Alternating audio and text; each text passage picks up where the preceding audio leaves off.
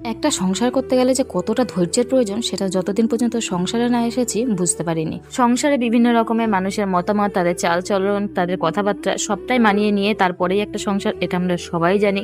কিন্তু তাই বলে কুকুর বিড়ালের অত্যাচার এইভাবে সহ্য করতে হবে? তোমরাই বলো। সকালে এক প্যাকেট মুড়ি এনে রান্নাঘরের টেবিলের উপর রেখেছি, সেটা আর খুঁজে পাইনি, কারণ সেটা কুকুরে নিয়ে গেছে। বাইরে এত জায়গা থাকতে দুটো বেড়াল মারামারি করতে করতে আমার রান্নাঘরের মধ্যে এসে, এত দরজা খোলা, দুটো তিনটে দরজা সবটাই খোলা আছে, কিন্তু না, ওদেরকে বেরোতে হবে আমার রান্নাঘরে জানলা দিয়ে। ওখান থেকে বেরোতে গিয়ে টয়লেট করে আমার জলের বালতি তিনটেই নষ্ট করেছে, তার উপর আবার বিড়ালের পশম সারা বাড়িতে ফেলে রেখেছে। এমনিতে সারাদিন কাজের শেষ নেই, তার মধ্যে যদি আবার এইভাবে জ্বালাতন করে, তাহলে তোমরাই বলো এত কি সহ্য করা যায়? তো যাই হোক, কি আর করা যাবে বলো, নোংরা যখন করেছে পরিষ্কার তো করতেই হবে। সকাল থেকে উঠে কিন্তু আমি রান্নাঘর পরিষ্কারের কাজেই লেগে পড়েছিলাম। আর তারপরে কালকে রাতের ভাত ছিল, মানে জল দিয়ে রেখেছিলাম, সেটা পান্তা ভাত হয়েছে। আর ডাল ভিজিয়ে রেখেছিলাম সকালে, সেটাই এখন বেটে বড়া করছি। এখন খাবো ডালের বড়া আর পান্তা ভাত। আমাদের পান্তা ভাতের সঙ্গে বেশিরভাগই আলু ভাজা না হলে ডিম ভাজা করা হয়। তো আজকে একটু ইচ্ছে করলো যে ডালের বড়া দিয়ে পান্তা ভাত খাবো, আর এটা খেতে কিন্তু ভীষণ ভালো লাগে। এদিকে ডালের বড়া কিন্তু হয়ে গেছে, তারপরে আমি চলে গিয়েছিলাম ছাদে।